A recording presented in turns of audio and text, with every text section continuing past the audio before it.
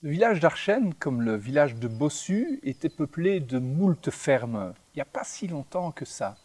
Nous trouvons ici, dans le territoire de la ferme Domolder, des bâtiments qui ont été érigés en 1872 et qui étaient occupés pour la 5e génération par Émile et Simone, frères et sœurs, fermiers à Archennes jusqu'en 1984. Simone nous a quittés début du mois de juillet 2022. Ici, dans ce village de Archennes, à presque chaque coin de rue, il y avait des activités fermières qui contribuaient véritablement à une logique d'alimentation locale. On venait y chercher les œufs, les fruits et les légumes, le lait ou même la viande. En fait, avant l'heure, c'était une logique d'alimentation locale et de circuit court. Vous entendez? Les poules, les poussins qui piaillaient, les vaches qui meuglaient, les cochons qui grognaient quand Émile allait les nourrir. Et Simone, pendant ce temps-là, dans le bâtiment juste derrière, était en train de faire les maquets et le beurre qui était distribué aux habitants des villages. Émile et Simone, quand ils ont arrêté leurs activités, ils ne voulaient pas en rester là. Ils ont contribué à nouer des liens dans le village avec tous les habitants qui avaient envie de rester dans cette logique de lien. D'ailleurs, ils ont pendant près de 20 ans comme ça abrité le matériel de l'association Archennes Bon Vivre qui organisait moult fêtes à Archennes. On a voulu leur rendre hommage en les célébrant dans cette cour ici même avec la fanfare de Néten qui permettait d'animer une bonne petite fête avec leurs familles et puis les habitants du coin. Un autre fermier auquel nous avons voulu rendre hommage, c'était Omer de Clercq. Omer, au début des années 2000, avait 83 ans. Il s'occupait encore de sa seule et unique vache blanche qu'il allait promener chaque matin et nourrir dans les prés. Avec Omer, nous avions eu l'occasion d'organiser un corso fleuri qui rejoignait d'autres fermiers sur les hauteurs de Bossu pour ainsi faire le lien entre Archennes et Bossu. Et en avril 2021, on a eu cœur de célébrer Omer. Omer, 40 ans plus tôt, avait perdu son épouse. Il s'est occupé vraiment avec une main de fer de ses 5 enfants et de gérer son troupeau et sa basse-cour. Et en avril 2001, on lui a organisé une belle petite fête, Il Fies de Saint-Cy.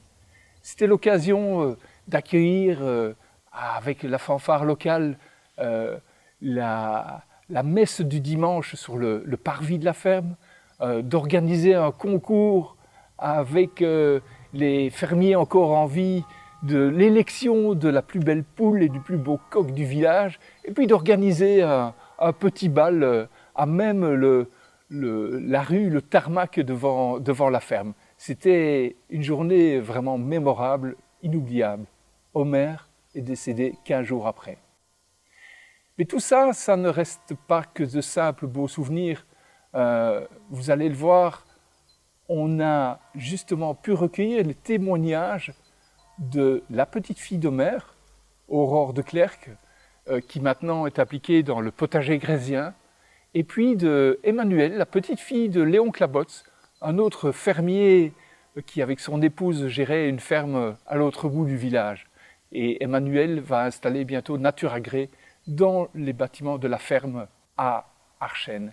Nous allons les écouter avant de faire un saut à Bossu et de voir quelle est l'histoire des fermes là-bas aussi.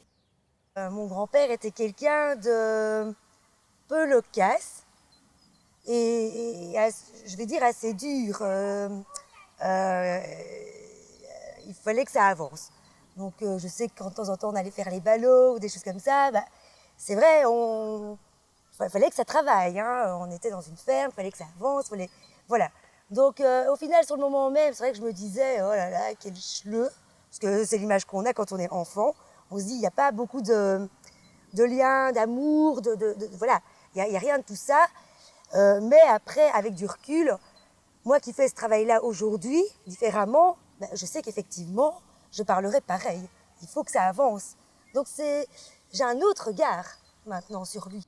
Donc moi j'ai plein de souvenirs, j'ai autant de souvenirs de faire le beurre avec ma grand-mère que de faire des cabanes dans les ballots de foin avec mon frère et ma cousine l'été, que d'aller sur le champ avec mon grand-père, de m'asseoir à l'intérieur de la cabine sur les pare-boues, les garde-boue pour pouvoir aller avec lui sur le champ. Et puis quand j'étais plus grande, évidemment, on met tout le monde au travail, hein. Donc je faisais les remorques de foin, les remorques de paille quand c'était l'époque de la moisson et que c'était l'époque des récoltes. Mais la plus belle ferme, évidemment, c'était la ferme d'Ens, juste derrière l'église. Alors il y avait la ferme Jonkers, rue Fernand Lamby. Il y avait la ferme du Mailleur, qu'on disait, la Mailleur de Grève, où c'est maintenant le haras de Blaton. Alors une très belle ferme, la plus belle à mon avis, c'était la ferme Jacques Motte, comme on disait. Le premier propriétaire, c'était Jacques Motte. Et puis il y a eu des fermiers qui louaient au Jacques Motte. Et maintenant, elle appartient à M. Peter Jambon. Mais c'est une très belle ferme, hein. Il y a une allée de tilleuls, la cour, la maison, tous les appuis de fenêtres autour des portes des granges de la maison sont en gobertage. Et cette ferme a été construite en 1880. Et bien, jusque j'en ai 20, 30 et avant, hein, c'était l'autarcie totale, hein, et pendant la guerre aussi. Hein. Après, un peu moins après. Hein. Mais sinon, les gens mangeaient que la viande de porc, hein, les jambons. Hein. On mangeait les 4 jambons. Le devant était transformé en jambon aussi, hein, qui était moins bon. Hein. Mais il y avait des jambons énormes. Ils sont là, il y avait, vous voyez les 4 crochets là dans le coin, hein, là derrière la porte, c'est là qu'on pendait les jambons. Ouais. Ouais. Ben, Oscar Sino et son épouse aussi dans ma gauche. Oscar était l'oncle de ma mère, l'oncle côté maternel de ma mère, donc mon grand-oncle. Hein. J'étais un petit cultivateur, 4 hectares. J'avais 2 vaches et 2 bœufs. Mais il y avait les 2 bœufs, l'un s'appelait Jean et l'autre Prosper. Et le favori, c'était Prosper. Et il cultivait des betteraves, mais pas des betteraves sucrières. Hein. Il cultivait que des betteraves fourragères pour la nourriture du bétail.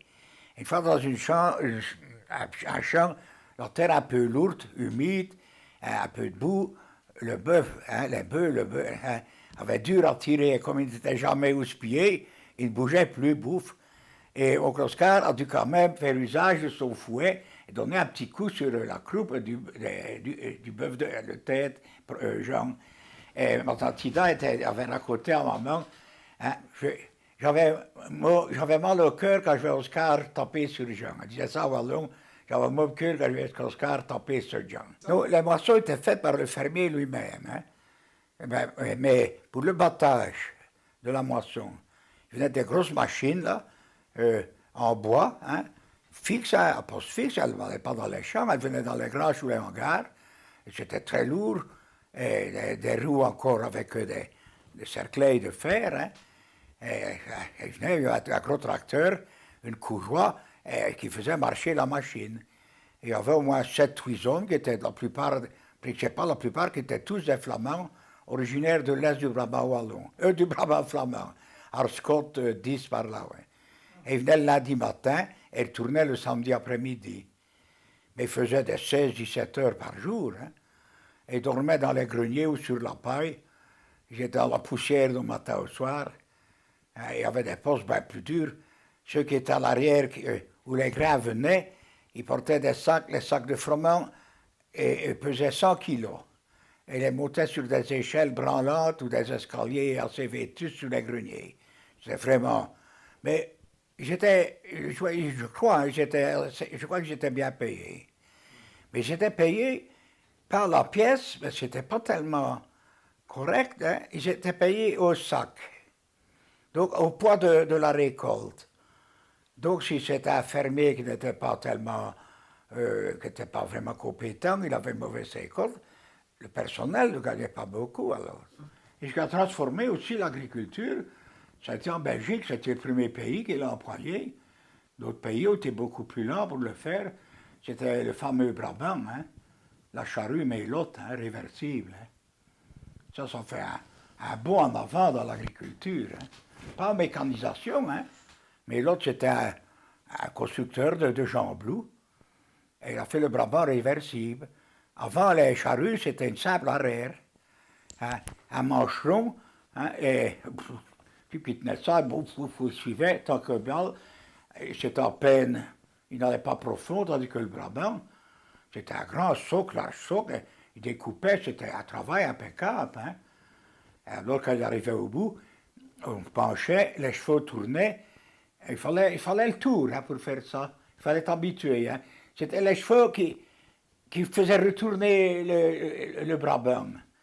Je sais pas, hein, et on le déclenchait, alors il se penchait un peu, hein, il était plus vertical, et quand les chevaux passaient, il était remis, mais dans l'autre sens. Hein.